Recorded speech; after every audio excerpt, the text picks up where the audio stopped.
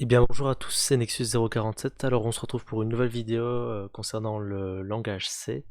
Alors dans cette première vidéo de programmation, vraie programmation sur le langage C, on va voir quelques bases concernant l'écriture d'un programme et l'exécution de celui-ci. Donc dans un premier temps, j'ai créé un fichier que j'ai appelé helloworld.c. Donc vous appelez vos fichiers comme vous voulez, tant qu'ils ont l'extension C, ce seront des fichiers dans lesquels vous pourrez écrire du code dans ce langage. Alors, je vais l'ouvrir avec mon éditeur de code. Donc nous voilà sur l'éditeur de code. Donc dans un premier temps, j'ai un fichier vide comme vous le voyez. Alors on va d'abord parler des commentaires, donc ça c'est tout simple. Si vous voulez faire des commentaires dans votre code, c'est-à-dire que c'est une partie que vous allez écrire qui ne sera pas prise en compte lors de la compilation, donc c'est la définition d'un commentaire. Il y a deux types de commentaires, les commentaires sur une ligne, donc là vous mettez un double slash et vous pouvez écrire voici un commentaire. Et il y a les commentaires sur plusieurs lignes. Donc ça commence par un slash avec une étoile. Et alors là, vous voyez que je peux mettre plusieurs lignes. Et je termine par le même caractère. Et voilà.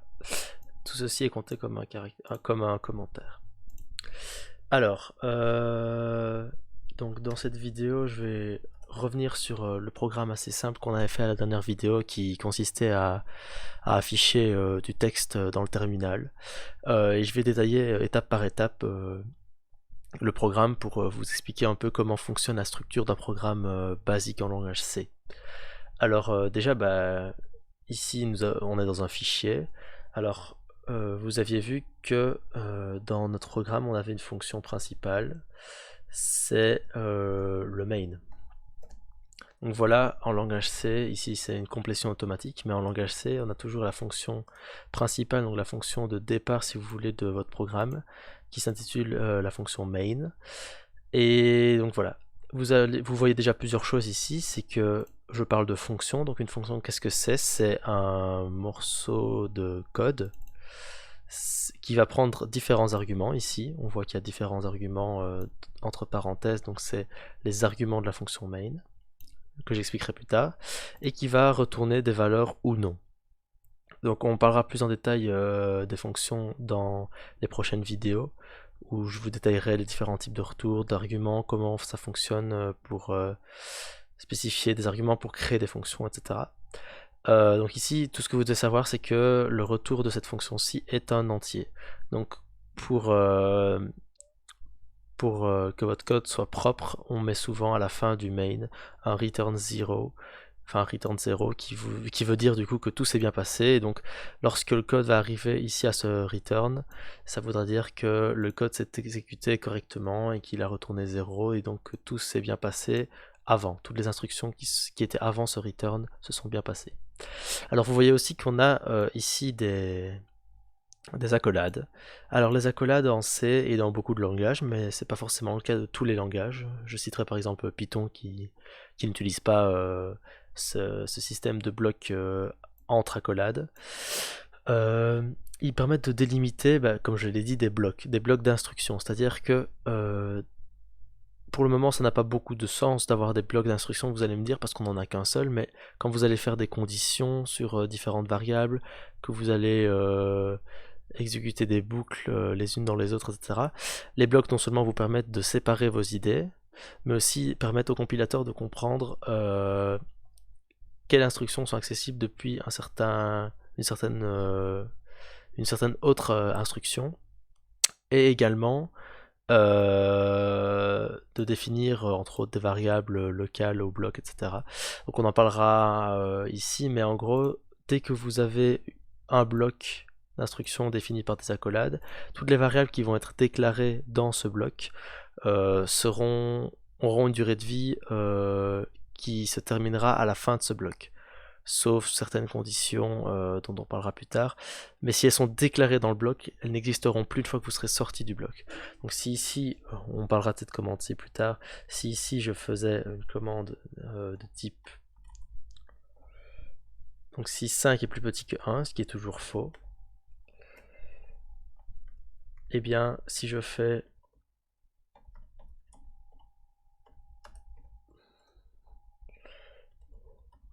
on va parler après de tout ça. Vous allez voir que déjà on va pas rentrer dans ce bloc-ci, donc on va faire en sorte qu'on puisse toujours rentrer dedans.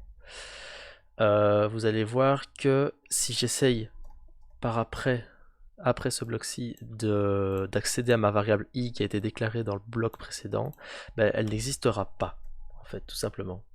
Donc si je dis i égale 3 par exemple, que je veux changer la valeur qui est stockée dans i, ben on voit qu'on a déjà une erreur ici. L'identificateur i n'existe pas, il n'est pas défini. Alors, ça c'était une première petite information, donc ça n'oubliez pas qu'une variable qui est déclarée dans un bloc d'instruction n'existe que dans ce bloc d'instruction. Alors, après, dans la dernière vidéo, on avait fait un programme du coup qui affichait Hello World, on va le refaire. Donc c'est très simple, on a une fonction à connaître qui est la fonction printf. C'est la fonction de base pour afficher du texte dans le terminal. Alors il y a d'autres fonctions qui existent, qui sont plus ou moins sécurisées, qui sont plus modulaires, etc. Par exemple la fonction fprintf qui elle peut prendre différents types de flux d'entrée, donc on peut préciser l'entrée standard de sortie, l'entrée standard d'erreur, etc. Mais bon, je ne détaillerai pas ça ici, vous pourrez aller voir dans la documentation et je vous ferai des notes sur mon GitHub pour que vous ayez toutes ces informations là. Donc cette fonction-ci printf, on va faire une petite note ici. Cette fonction printf,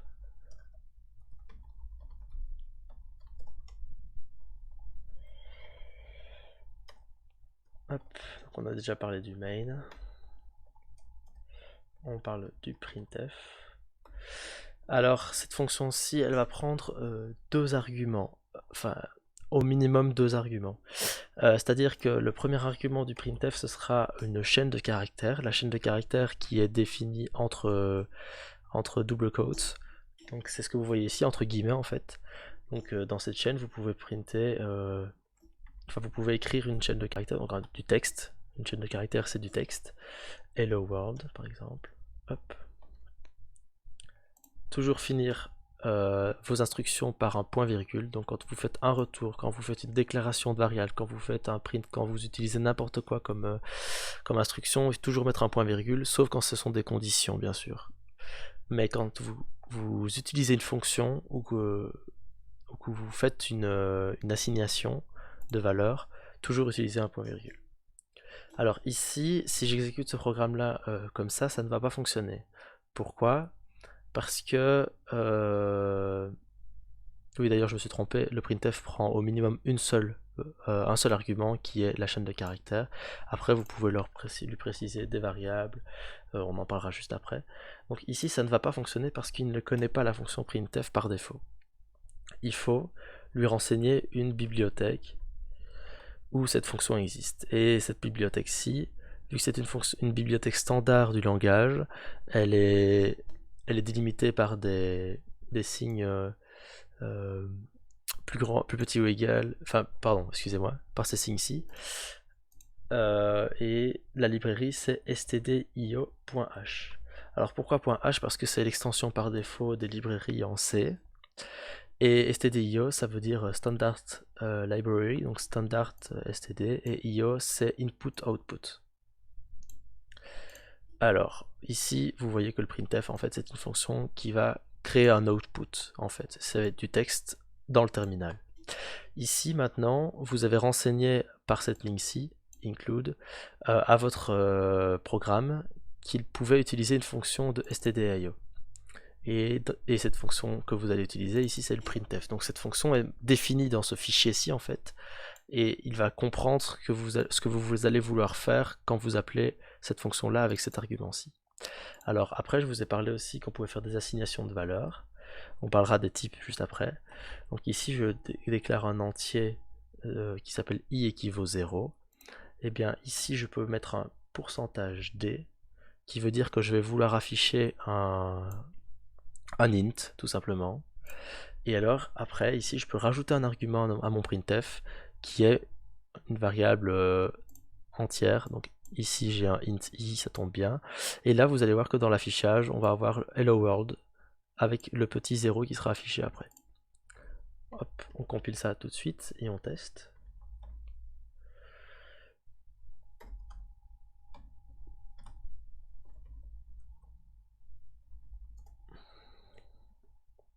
Voilà, vous voyez que la compilation fonctionne bien. Et quand j'exécute, on a le hello world avec le petit 0 derrière. Alors bien sûr, ici ça fonctionne, hein. Si je change la valeur, vous allez voir, c'est vraiment cette variable-ci qui s'affiche. Hop, voilà, le petit 5 derrière. Alors, dans la fonction printf, vous pouvez mettre autant d'arguments que vous voulez comme ça. Donc si vous voulez remettre une autre variable entière, par exemple, vous pourriez mettre ici i plus 9, par exemple. Et là, vous allez voir que ça fonctionne. Voilà. Donc ça, vous pouvez mettre autant d'arguments que vous voulez. Alors ici, vous voyez que pour mettre un entier, pour référer un entier dans la chaîne de caractères, j'ai mis un pourcentage %d. Il est important aussi de savoir que tous les types ne sont pas des entiers. On a des types qui sont des floats, donc on va noter ici les différents types. Alors on a les floats, qui sont des nombres flottants, les doubles, qui sont des nombres réels, les entiers, int, les longs, unsigned ou long, ça c'est des types dérivés de l'entier. Les signed, bon, les ints sont signés par défaut, donc signé ça veut dire qu'on a une représentation des nombres entiers négatifs et positifs. Unsigned, c'est quand vous voulez que vos nombres soient toujours plus grands ou égal à 0. Quand un nombre soit plus grand ou égal à 0. Alors ici, le double, c'est aussi, on va dire, un dérivé du float. C'est-à-dire que le float, c'est un ensemble de nombres réels, mais représenté sur moins de bits. C'est-à-dire que vous allez avoir moins de valeurs représentables sur un float que sur un double. Pour ces différentes limites de représentation, je vous mettrai en documentation un lien vers une page qui explique, qui réfère les différentes limites des différents types. Vous avez aussi un autre type qui est le caractère, le char. Donc un char, c'est un seul caractère. Donc si vous mettez par exemple ici, on va refaire comme tout à l'heure, on déclare une nouvelle variable char qu'on va appeler c. Hop, on lui met un caractère dedans. Donc si vous en mettez plusieurs, ça ne fonctionne pas, hein. Donc on met un caractère dedans. Alors ce caractère-ci, vous voyez que je le mets entre guillemets, parce que sinon il ne va pas l'interpréter comme un caractère. Et alors là, pour mettre un caractère dans un printf, je mets un pourcentage %c. Là, vous allez voir. Attendez. Alors, il faut que je mette entre simple guillemets normalement. Voilà, tout fonctionne. Et là, vous voyez que... Ah oui, je l'ai pas référé dans mon printf. Donc ici, ça ne va pas fonctionner. Hop, on met le petit caractère C. Et là, vous allez voir que mon caractère s'affiche à la fin du Hello World. Voilà. Donc voilà, pour assigner un caractère, je me suis trompé, excusez-moi, c'est entre simple apostrophe. Après, vous pouvez déclarer un double, comme je vous disais. On va l'appeler D. Et alors, quand vous déclarez un double, vous pouvez lui mettre une valeur entière. Ici, vous l'avez déclaré explicitement. Et si vous voulez lui mettre des décimales, vous devez les séparer par un point. Donc ici, 4,5 par exemple. Voilà, et alors pour afficher votre double, c'est un pourcentage LF. LF pourquoi? Parce que long float. En fait, les doubles sont des versions longues des floats. Comme je vous disais tout à l'heure, ils sont représentés sur plus de bits, donc ils peuvent représenter des plus grands, un plus large intervalle de nombres. Donc ici, LF pour afficher un double. Et vous référez après votre variable, ici qui s'appelle D pour ma part, et vous allez voir, voilà, qu'elle s'affiche avec plusieurs chiffres après la virgule. Voilà, c'est à peu près tout pour les types et l'affichage standard. Dans la prochaine vidéo, on parlera d'une fonction qui permet de récupérer des données de la part de l'utilisateur, et on jouera un petit peu du coup avec l'affichage et la récupération justement des données, plus la déclaration de type, pour pouvoir faire un tout petit programme qui permet d'interagir directement avec le terminal, au lieu de devoir à chaque fois réécrire dans votre code. Par exemple ici, au lieu de devoir à chaque fois changer la valeur de votre variable i, eh bien on verra un petit programme qui nous permettra de directement la récupérer depuis le terminal et de ne pas devoir recompiler à chaque fois le code pour devoir afficher cette variable. Voilà, je vous remercie beaucoup d'avoir visionné la vidéo et je vous dis à la prochaine.